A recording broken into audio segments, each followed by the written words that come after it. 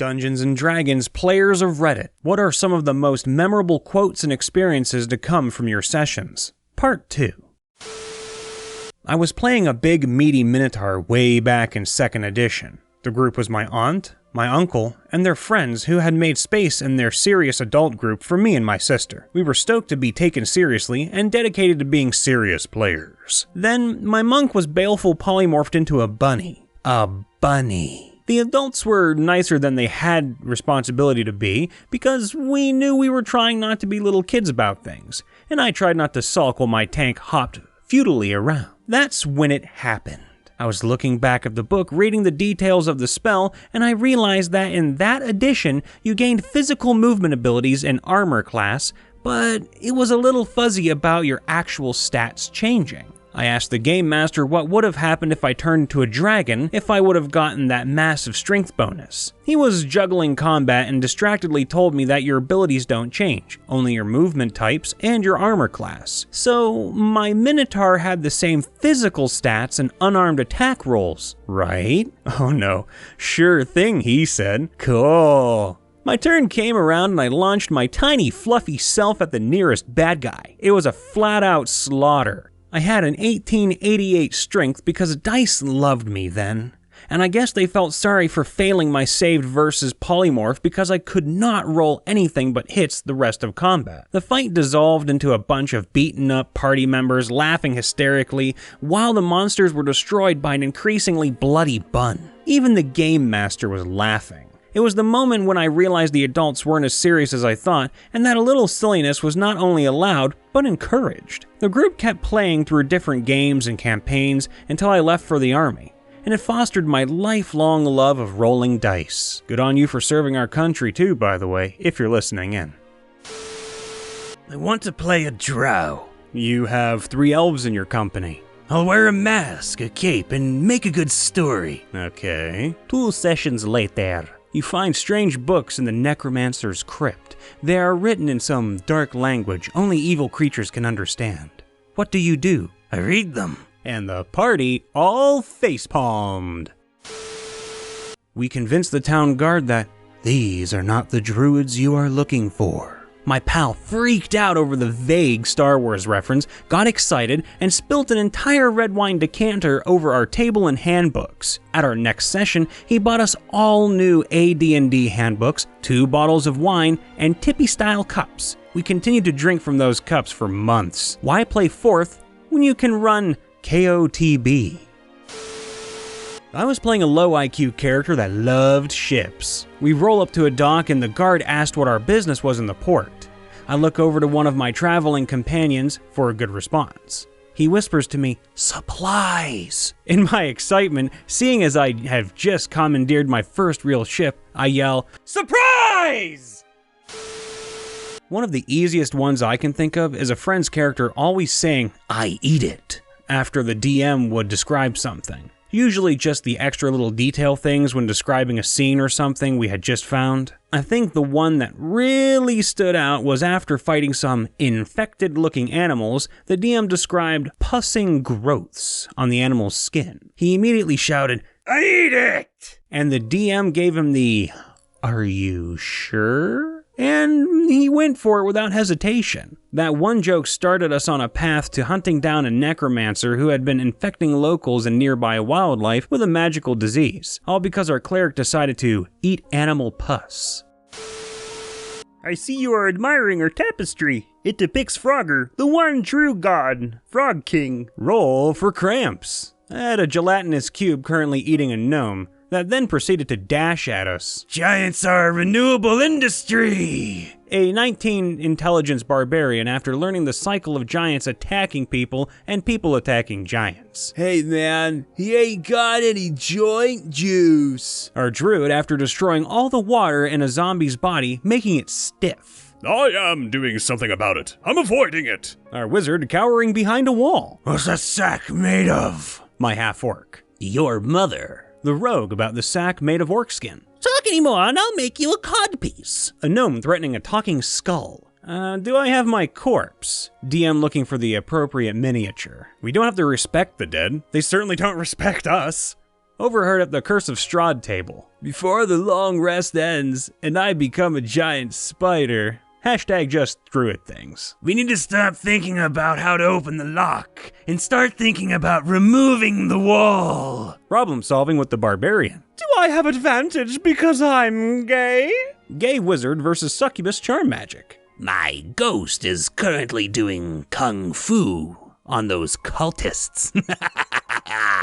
Warlocks do things like that. Well, I'm worried that- wait a second. I'm not worried about anything. Remembering your character is an idiot. Listen, I may hate you, but I'm nice. The honest paladin trying to rein in a chaotic neutral barbarian.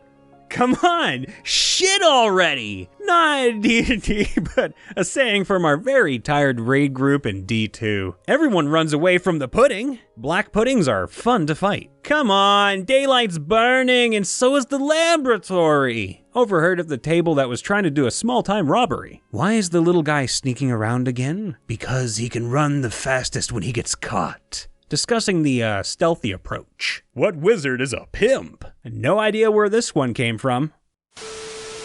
In a post-apocalyptic land with a deadly plague, one of the players was naturally immune to the plague. When a group of holy warriors dedicated to seeking this chosen one found the group, the bard chimed in and convinced them that he was the chosen one. He is not. Next week, they find out not only has he doomed civilization, but the holy warriors will try to ritually sacrifice him. Allow me to regale you with the exploit known as tossing up the halfling. My father told me his old D&D stories at bedtime. One of my favorites has to do with his half-orc cleric grabbing the halfling by the scruff and throwing them into the air. Being an acrobatic rogue, the halfling could land several shots with a crossbow while the rest of the party hid behind a wall for cover, much to the annoyance of the halfling. There's a particular type of player that every dungeon master encounters at some point. He's a loud, talkative individual, and his constant attempt at jokes are made all the more annoying by his subtle, but still evident, social awkwardness. This fellow will always play as either a rogue or a sorcerer, usually with a focus on employing his charisma, and whenever possible, he'll do his best to make the story center on him and his exploits. His, sexual exploits, that is. For a brief period in college, I was the dungeon master for a group that included that player. The campaign was one of my own devising, having to do with a world-ending cataclysm that some other band of adventurers, non-player characters, was intent on stopping. My group's party, on the other hand, had taken it upon themselves to raid the sprawling fortress where the aforementioned apocalypse had first been prophesized, convinced, as they were, that a monumentally powerful artifact had been hidden in the catacombs beneath it. Now, I may be a bit biased, but I personally thought that it was a pretty good setting. Although it might have been better if that player hadn't tried to seduce every female he encountered. See, the fortress in question was the size of a small city, and it had a number of factions dwelling within it. Some of those sects were only too happy to offer aid and assistance, while others viewed the player characters for what they were. They were a group of greedy marauders, basically. Every single time someone started interacting with a woman, though, the fellow in question would interject with his allegedly comedic attempts at charm. This area is closed to outsiders, a female NPC might say, but if you can get into the sewer system, you might. I'd like to get into her sewer system. That player would interrupt. She digs me, I can tell. You get the idea. This went on for far longer than I should have allowed, but I'd been planning to punish the guy at the campaign's midpoint. When the party finally found their way to the artifact, they discovered that it wasn't an item or a weapon, it was a living statue of a young woman. Needless to say, that player immediately tried to bed the sculpture. And this time, against all odds, she, or it I suppose, was receptive to his advances. Of course, I made it look like the fellow had just beaten out my dice rolls, but he didn't really care. All that mattered to him was that he'd gotten some. As he discovered a moment or two later, though, he had also gotten stuck.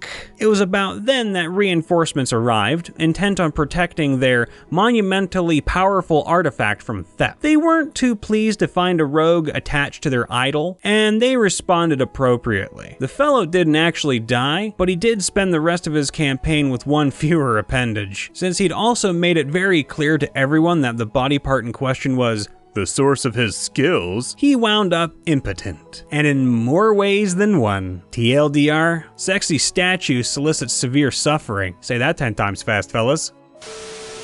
Oh God, let me pull up my old notes here, and then crack some knuckles. We're getting ready for this puppy. We're not spies, we're just, gathering information? The words that set off the boss fight from hell. To be fair, it was in character. I'm almost level 12. Don't say that in front of the DM. You're almost level dead. Diplomacy. That's something we do with sticks, right? Excuse me, butt rubs of love? My character has a spiny backside. It works! Kevin's mage is now the master of the 9th level of hell, and no one is surprised. I cast driving while texting on my cell phone. Save versus, abject stupidity? And then he launches magic missile. Out the wrong end. That was flaming missile. To the DM. You know, you could turn that into a critical miss. When someone gets a 1, they do magic missile out the wrong end. Oh, for the love of... You realize he's actually writing that down? I cast black tentacles from behind them. I've seen enough hentai to know where this is going. It fails. Apparently, the hentai option didn't work. This is a polite society dungeon. After doing 2,107 points of damage with a well-timed combo of Thunder Wave and Reverse Gravity... I think we managed to create a reverse railgun. Edit. Maybe it was, more like 1,207, and I made a typo when I originally posted about it. Either way, the DM came up with a huge number, and we were shocked. Said many times. Don't give the DM ideas!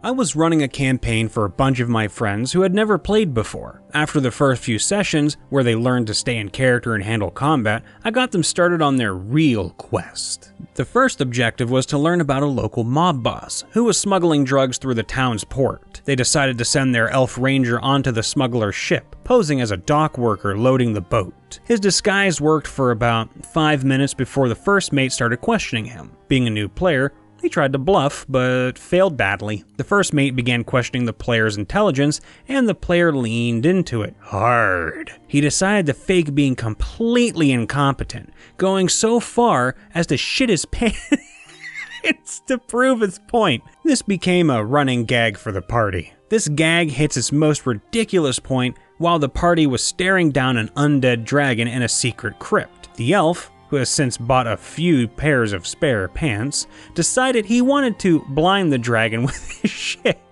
He took out a spare pair of pants, tied the legs together to form a makeshift sack, then shit into said sack. He critically failed his roll to throw the sack at the dragon, resulting in his own feces pouring onto his head. The dragon proceeded to one-shot him and nearly wiped the party. It wasn't the most serious party, but damn if we didn't have fun.